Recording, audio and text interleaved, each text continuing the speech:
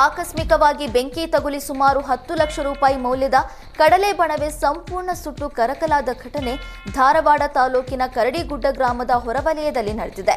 ಕೂಡಲೇ ಘಟನಾ ಸ್ಥಳಕ್ಕೆ ದೌಡಾಯಿಸಿದ ಅಗ್ನಿಶಾಮಕ ಸಿಬ್ಬಂದಿ ಬೆಂಕಿ ನಂದಿಸುವಲ್ಲಿ ಯಶಸ್ವಿಯಾಗಿದ್ದಾರೆ. ಧಾರವಾಡ ಗ್ರಾಮೀಣ ಪೊಲೀಸ್ ಠಾಣಾ ವ್ಯಾಪ್ತಿಯಲ್ಲಿ ಘಟನೆ ನಡೆದಿದೆ. ಗ್ಯಾಸ್ ಪೈಪ್ಲೈನ್ ಲೀಕ್ ಆಗಿ ಕಾಣಿಸಿಕೊಂಡಿರುವಂತಹ ಬೆಂಕಿ ಧಾರವಾಡ ಪಟ್ಟಣದ ರಜತಗಿರಿಯಲ್ಲಿ ನಡೆದಿದೆ.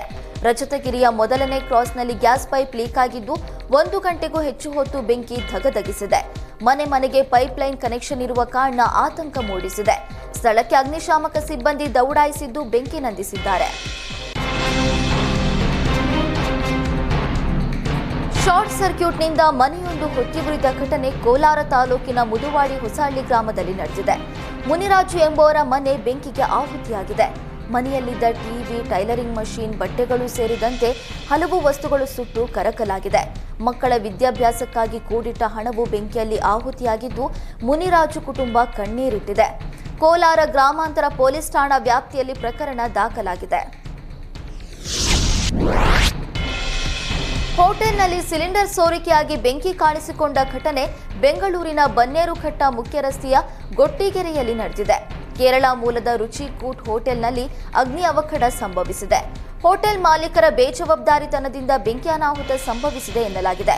ಅಗ್ನಿ ಅವಘಡದಿಂದ ಹೋಟೆಲ್ ಮುಂಭಾಗದ ವಸ್ತುಗಳು ಸುಟ್ಟು ಕರಕಲಾಗಿದೆ.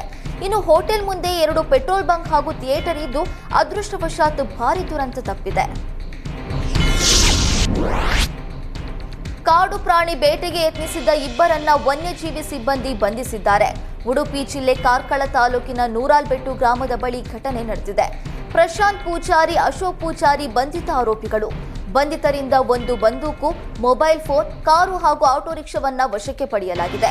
ಕಾರ್ಕಳ ವನ್ಯಜೀವಿ ವಲಯದ ಅರಣ್ಯ ಅಧಿಕಾರಿ ಶಶಿಧರ್ ಗೌಡ ಪಾಟೀಲ್ ನೇತೃತ್ವದಲ್ಲಿ ಆರೋಪಿಗಳನ್ನ ಪತ್ತೆ ಹಚ್ಚಲಾಗಿದ್ದು ನ್ಯಾಯಾಂಗ ಬಂಧನಕ್ಕೆ ಒಪ್ಪಿಸಲಾಗಿದೆ.